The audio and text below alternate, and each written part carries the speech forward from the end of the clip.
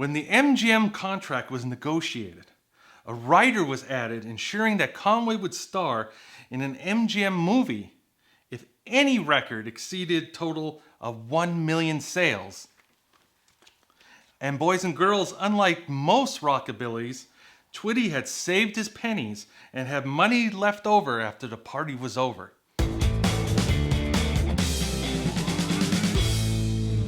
On this episode of Music Detectives, Conway's new album is a story, a rock and roll story. He covers some of the era's biggest hits, including one of his own. Now it's time for a Music Detectives detailed inspection.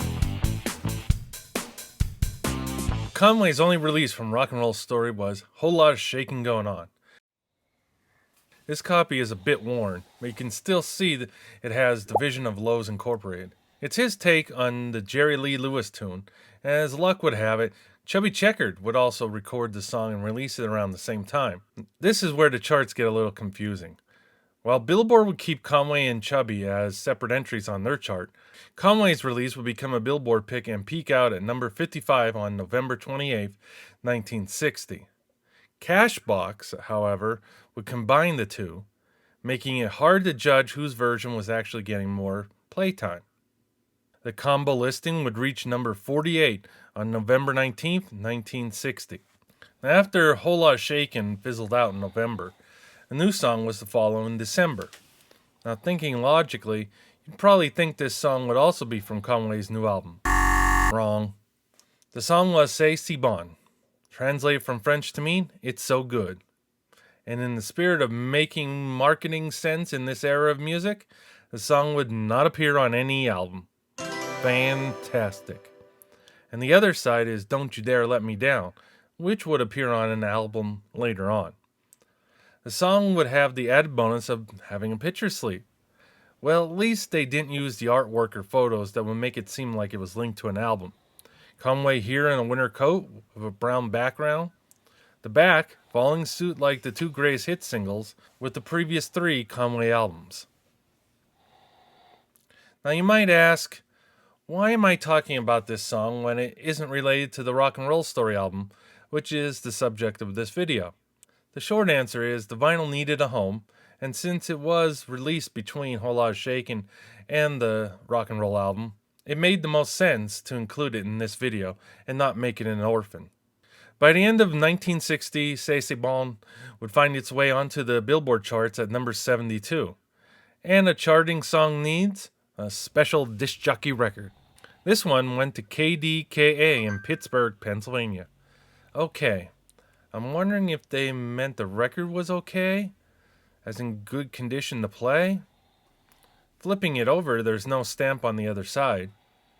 Anybody from KDKA watching? Know anything about this record stamp? Let me know in the comments below. C'est bon would reach its highest spot on the Billboard 100 at number 22 on February 6th of 61. If we expand this chart, let's look at the song immediately above and below C'est bon. At number 21 is The Story of My Love by Paul Anka. No, this isn't Paul singing Conway's 1959 hit. The song titles are the same, but this is an entirely different song. Number 23, we see Last Date by Floyd Kramer. Now, that's a song Conway would eventually record. What's there to record? There are no lyrics?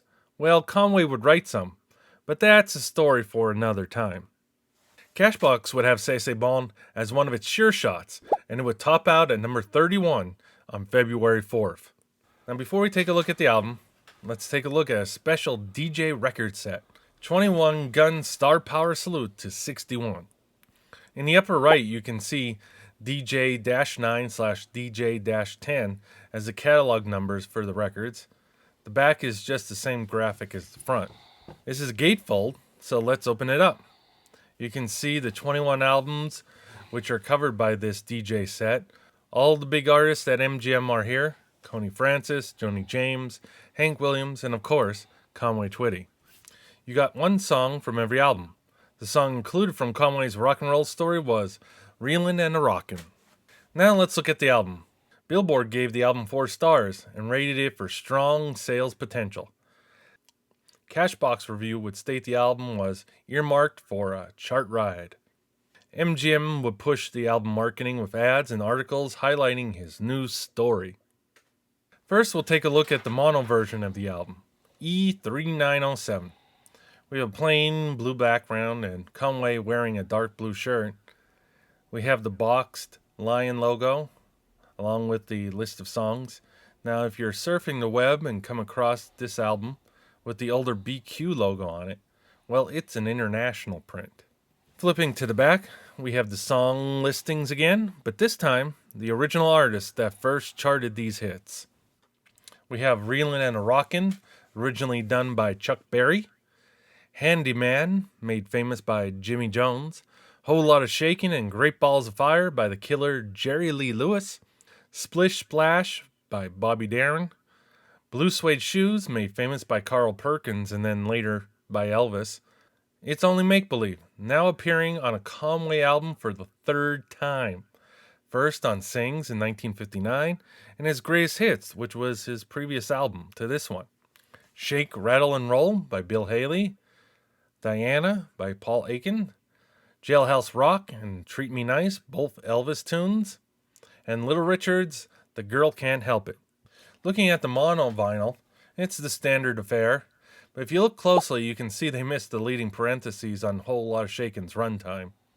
Flipping over to side 2, we can see the two Elvis tunes have some text reminding you that these songs are from the Avon production, an MGM release, Jailhouse Rock. Those aren't the only show tunes on this side.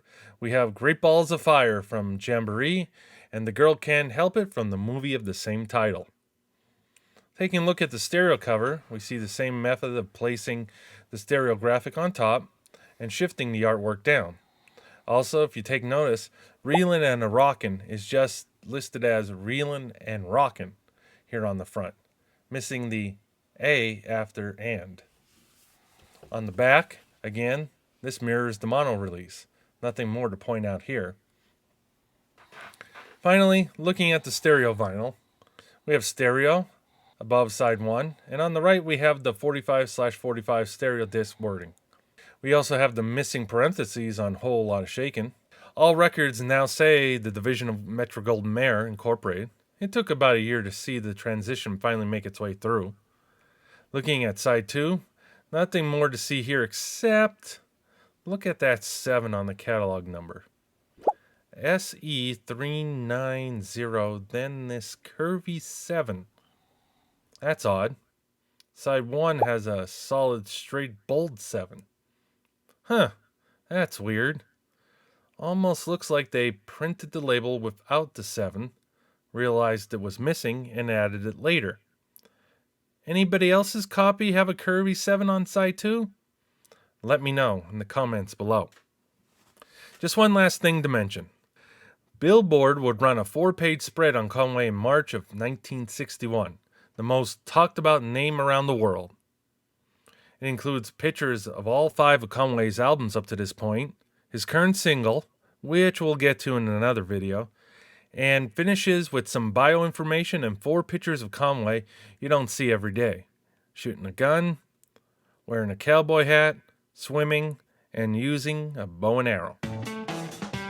Thanks for watching. If you enjoyed what you saw, hit that like button below. And don't forget to subscribe and turn on notifications so you don't miss our next episode.